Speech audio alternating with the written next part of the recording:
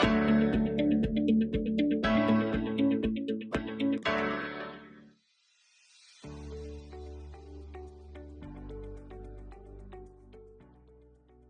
Everyone, आज हम लोग क्लोज रीडिंग को केस स्टडीज के माध्यम से एनालाइज करने की कोशिश करेंगे।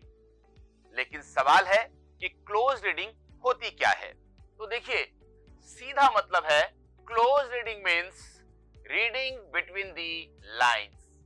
That means you have to understand the essence of the text और the document that needs to be analysed. इसका मतलब यह भी हुआ कि उस डॉक्यूमेंट के डिटेल्स को समझना और सोर्स क्या कहने की कोशिश कर रहा है, इसको समझना ही क्लोज रीडिंग है। तो अब चूंकि हमने क्लोज रीडिंग को समझ लिया है, तो कुछ केस स्टडीज देख लेते हैं। ये देखिए, ये जो आप केस स्टडी देख रहे हैं, this is all about the narratives of the life of Frederick Douglass. सबसे पहले हम ये समझे कि फ्रेडरिक डगलस था कौन। तो देखिए, उनका जन्म 1818 में हुआ था टैलबॉट, मैरीलैंड में। उनकी माताजी एक इंस्लेव्ड ब्लैक वुमेन थी, लेकिन उनके फादर यूरोपियन डिसेंट के व्हाइट पर्सन थे।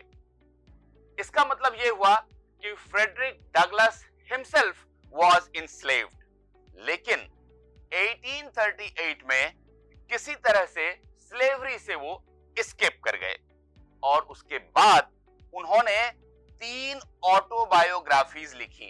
ऑटोबायोग्राफी का मतलब होता है जब कोई व्यक्ति अपनी जीवनी खुद लिखता है। तो 3 ऑटोबायोग्राफी उन्होंने लिखी जो narratives of the life of Frederick Douglass के नाम से काफी फेमस हुआ। तो हमने जान लिया कि फ्रेडरिक डगलस कौन था। अब आप इस इमेज को देखिए, यहां आपको 2 पेज दिख रहा है। एक पे इनका इमेज है और दूसरा उनके ऑटोबायोग्राफी का फ्रंट पेज है। अब हमें इसकी क्लोज रीडिंग करनी है, तो जिस तरह से पिछले वीडियो में मैंने आपको बताया था कि कुछ एसेंशियल क्वेश्चंस हमें पूछने पड़ते हैं। तो सबसे पहला सवाल, हु रोट इट? तो इसका जवाब सीधा सीधा है, फ्रेडरिक डगलस ने लिखा। दूसरा सवाल, when was it published? And the answer is 1845। तीसरा सवाल देखिए, where was it published? And इसका जवाब है बोस्टन। उसके बाद Who was the intended audience? किसके लिए लिखा गया था? तो आप यहां देख सकते हैं, स्लेव लोगों को बताया गया था कि आप अगर इस पुस्तक को पढ़ते हैं तो स्लेवरी से आपको भी मुक्ति मिल सकती है। और why was it written? तो जैसा मैंने आपको बताया कि people should get awakened, लोगों में जागरूकता आनी चाहिए और स्लेवरी की जो समस्या है उसके बारे में सबको समझना चाहिए। अब सवाल होता है कि what is the relationship between the picture and the text. तो रिलेशनशिप का जब हम क्लोज रीडिंग करते हैं तो आप देखेंगे कि इस इमेज में और इस टेक्स्ट में क्या समानता है, तो दोनों एक दूसरे को कॉम्प्लीमेंट करते हैं। तो चलिए आगे बढ़ते हैं और देखते हैं कि नैरेटिव्स ऑफ लाइफ में फ्रेडरिक डगलस क्या लिखते हैं। ये एक पैरा है जिसमें वो ये बताते हैं कि जब वो मिस्टर एंड मिसेस ऑल्ट के यहां इंस्लेव्ड थे तो मिसेस ऑल्ट उनको पढ़ाती थी, लेकिन जैसे ही ये बात उनके हस्बैंड को पता लगी, उन्होंने अपनी वाइफ से कहा कि इस इंस्लेव्ड पर्सन को पढ़ाना सही नहीं है। क्यों? क्योंकि अगर ये पढ़ लेगा तो इसको अपने राइट्स के बारे में पता लग जाएगा और फिर ये हमारी बात नहीं मानेगा।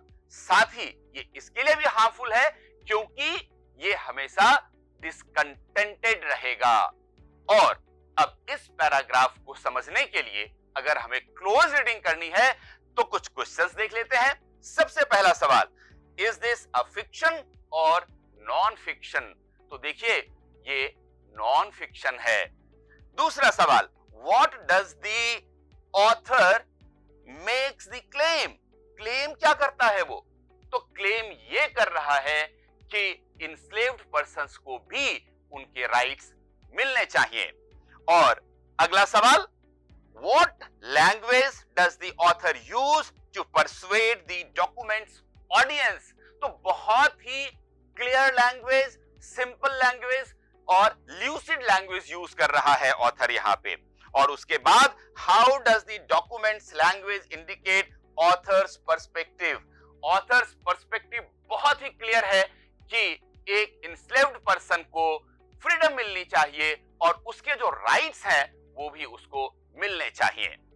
चलिए अब एक और केस स्टडी देख लेते हैं जो इस बारे में है कि why did Ambedkar choose Nagpur. लेकिन पहले हम ये समझें कि अंबेडकर थे कौन। तो डॉक्टर बी आर अंबेडकर एक लॉयर भी थे, एक इकोनॉमिस्ट भी थे और एक सोशल रिफॉर्मर भी थे। उन्होंने वुमेन्स राइट और लेबर राइट के लिए बहुत काम किया था। और एक समय ऐसा आया जब उन्होंने हिंदू धर्म को छोड़ करके अपने 75,000 अनुयायियों के साथ नागपुर में बुद्धिज्म को अपना लिया।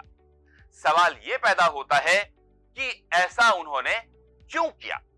तो सबसे पहले वो हिंदुइज्म को ब्लेम करते हैं और वो कहते हैं कि हिंदू धर्म के अंदर जो छुआछूत की समस्या थी, इनइक्वालिटी की समस्या थी और सभी लोगों को इक्वल नहीं माना जाता था, ये एक बहुत बड़ा रीजन था कि क्यों उन्होंने बौद्ध धर्म को अपना लिया।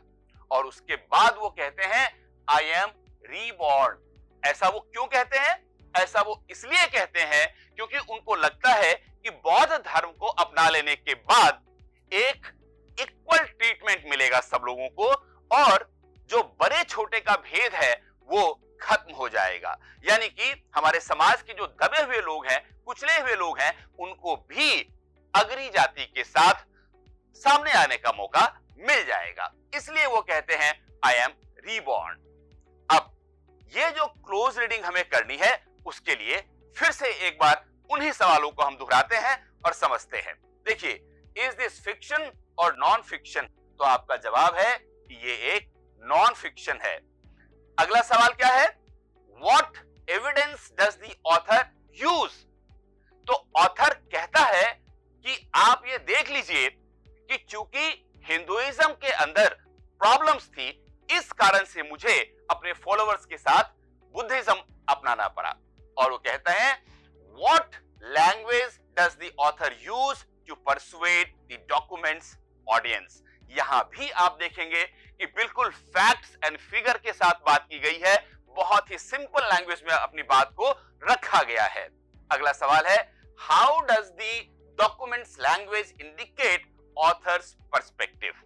It is again very persuasive, ताकि जब ये एक ऑडियंस के पास जाएगा तो वो उसको ऐसे ही समझेगा जैसे इसमें कहा गया है बात को।